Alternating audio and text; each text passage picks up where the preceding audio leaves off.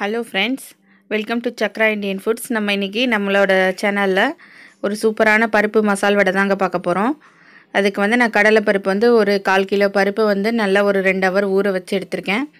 அதை மிக்சியில் போட்டு நம்ம கொரகொரப்பாக அரைச்சி எடுத்துக்கலாம்.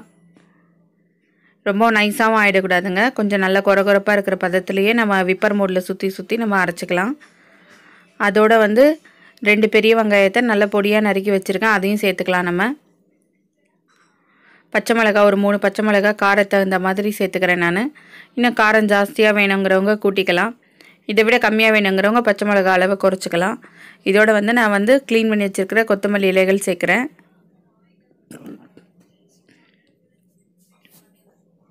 கொத்தமல்லி இலைகளோட வாசனைக்காக 1 டேபிள் ஸ்பூன் இஞ்சி பூண்டு விழுது,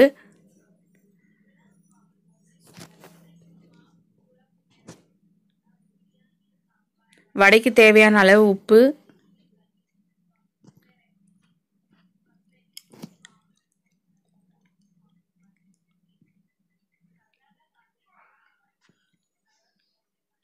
மிளகாத்தூள், தனி மிளகாத்தூள், டேஸ்ட்டுக்காக இதெல்லாம் சேர்த்துக்கலாம். நம்ம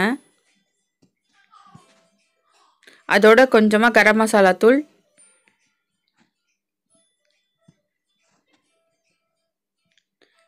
அதோட நமக்கு வேணுங்கிற அளவுக்கு நம்ம இந்த டிஷ்ஷுக்கு தேவையான உப்பு எல்லாத்தையும் சேர்த்து நல்லா கலந்து விடணுங்க. ஒன்றோட ஒன்று நல்லா வடையோட கலந்து வர மாதிரி நம்ம அந்த மாவோட எல்லாத்தையும் நம்ம சேர்ந்து பிசைச்சு விடலாம்.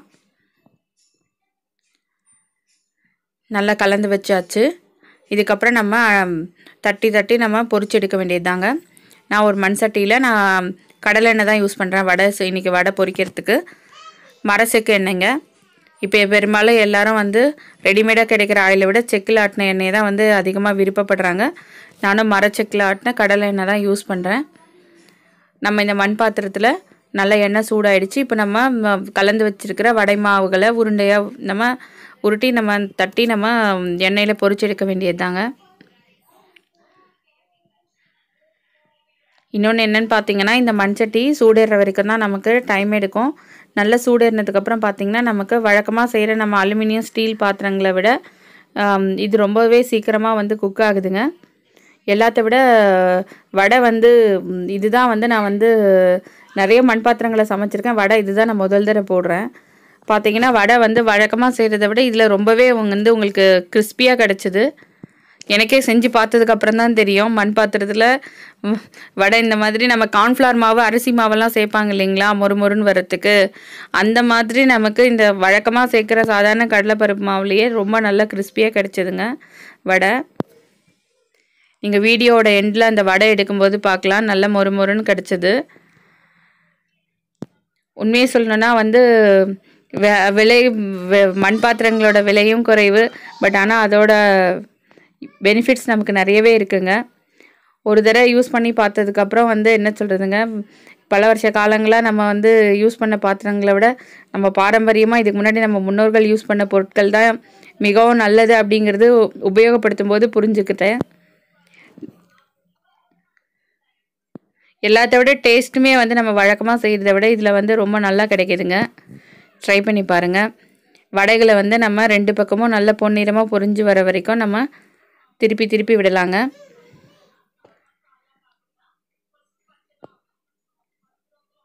நல்லா வடை வெந்து வர ஆரம்பிச்சிருச்சு.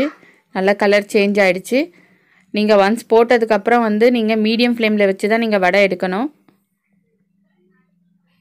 ஹை ஃப்ளேமில் வச்சு நீங்கள் செஞ்சீங்க ஃபுல்லாக அப்படின்னா மேலே மட்டும் 2 பக்கமாக நல்லா கலர் செவந்திருக்கோம், உள்ளே மாவு வெந்திருக்காது.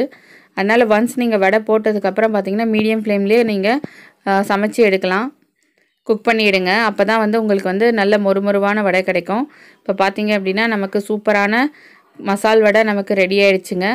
ரொம்ப ஈஸியான முறையில் நம்ம செய்யலாம். ட்ரை பண்ணி பாருங்கள்.